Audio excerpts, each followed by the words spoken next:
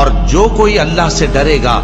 وہ اس کے لیے رنج و غم سے نجات کی صورت پیدا کر دے گا اور اس کو ایسی جگہ سے رزق دے گا جہاں سے اس کو وہم و گمان بھی نہ ہو، اور جو اللہ پر بھروسہ رکھے گا تو وہ اس کے لیے کافی ہوگا۔ اللہ اپنے کام کو جو وہ کرنا چاہتا ہے پورا کر دیتا ہے۔ اللہ نے ہر چیز کا اندازہ مقرر کر رکھا ہے۔ وَمَن يَتَّقِ اللَّهَ يَجْعَل لَّهُ مَخْرَجًا، یقین رکھو کہ جو شخص اللہ کا تقوی اختیار کرے گا، نمبر ایک تو یہ کہ اللہ اس کے لیے راستہ نکال دے گا۔ یجعل لہ مخرجا، مخرج کہتے ہیں کسی مخمصے سے نکل جانے کی کوئی صورت، کوئی جگہ ہے تنگ اور وہاں سے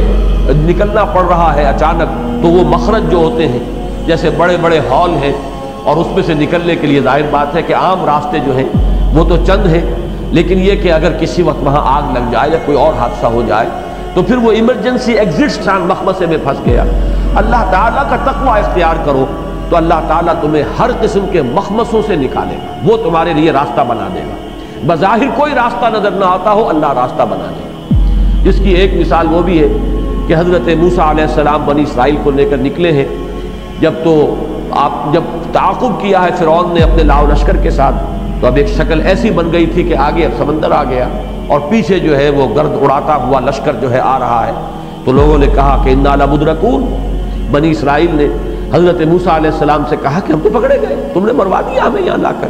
قرآن مجید میں یہ تفصیل نہیں ہے، لیکن تورات میں تو باقاعدہ وہ جھگڑے ہیں اور ملامت کی ہے کہ اس سے تو ہم وہیں بہتر تھے، ہم وہاں پہ چاہے غلامی میں تھے، شکنجے میں کسے ہوئے تھے، کوئی کھانے کو ملتا تھا، بہرحال ہم وہاں رہتے تھے، لیکن یہ کہ تم نے تو ہمیں مروا دیا یہاں آ کر، اب جو حال ہمارا ہوگا۔ تو اس وقت اللہ نے راستہ نکالا ہے اور سمندر تک کو پھاڑ کر اللہ تعالیٰ نے ان کے لیے مخرج بنا دیا ہے۔ تو یہ مخرج ہے، یقین اگر اللہ کی ذات پر ہے تو اللہ وہاں بھی تمہارے لیے کوئی مخرج پیدا کر دے گا کہ جہاں کوئی امکان نظر نہ آتا ہو، کوئی بھی انسان کو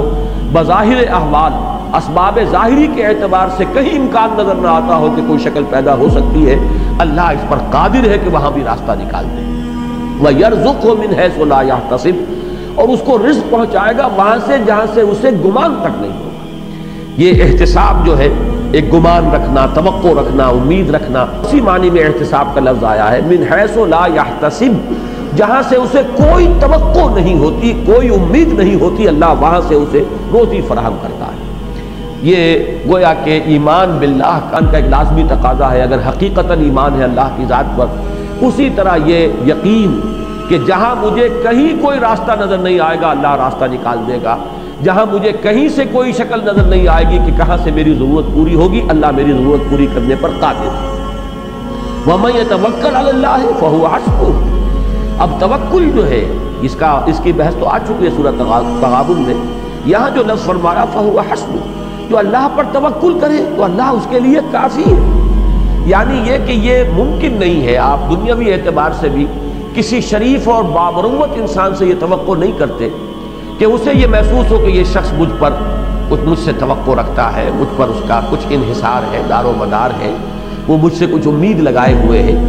تو پھر کوئی شریف انسان الا یہ کہ بالکل عاجز ہو جائے، اس کے بس میں نہ ہو، وہ اس کے اس امید کو جو ہے وہ نا امیدی میں تبدیل نہیں کرتا، یہ شرافت کا تقاضا ہے۔ تو اللہ اگر یہ دیکھے کہ میرا کوئی بندہ تو میرے سامنے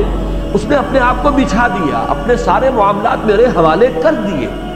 اب اللہ تعالیٰ جو ہے اس کے معاملے کو درست نہ کرے، اس کی توقع اللہ سے نہ رکھو۔ جو توقع تم کسی شریف انسان سے نہیں کر سکتے، اس کا کوئی اندیشہ تمہیں جو ہے وہ اللہ کے بارے میں کیسے ہو سکتا ہے۔ تو جس نے اپنا معاملہ اللہ کے حوالے کر دیا ہو،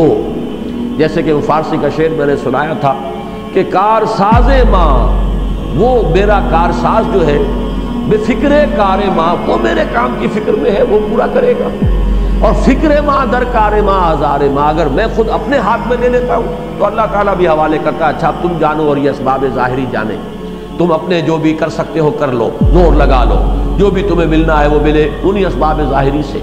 لیکن اگر ہم ویسے اسباب کو ترک کرنا نہیں ہے، توکل کرو اللہ پر، اسباب کا بھرپور استعمال کرو، لیکن دار و مدار اور انحصار اور تکیہ اسباب پر نہ کرو، تو پھر اللہ تعالیٰ جو ہے تمہارے معاملات کو وہ سنبھال لیتا ہے۔ لہذا ایک ہی ہستی ایسی ہے جس پر توکل کیا جائے تو کہیں انسان جو ہے وہ مایوس نہیں ہوگا، اس لیے کہ اللہ کی شان یہ ہے کہ ان اللہ بالغ امرہ، اللہ تعالیٰ تو اپنی بات کو پہنچنے والا ہے، یعنی اپنے ہر فیصلے کی تکمیل کرنے کی قدرت مطلقہ اسے حاصل ہے۔